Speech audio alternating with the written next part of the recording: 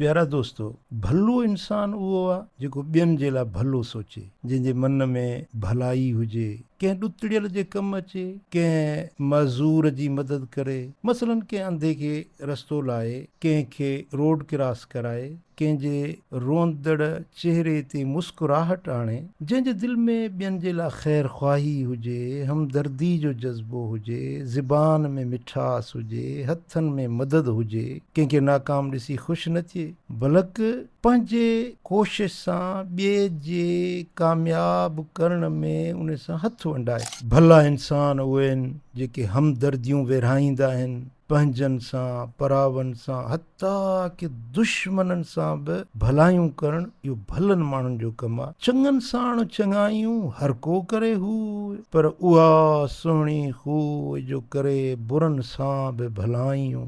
ख़ैर ख़्वाही जा खोड़ सारा नमूना आहिनि। जेकॾहिं ॿिनि विढ़ियलनि खे सुलह करायो, नाउमेद ऐं मायूस माण्हुनि जे दिलयुनि में उमेद जा चिराग रोशन कयो।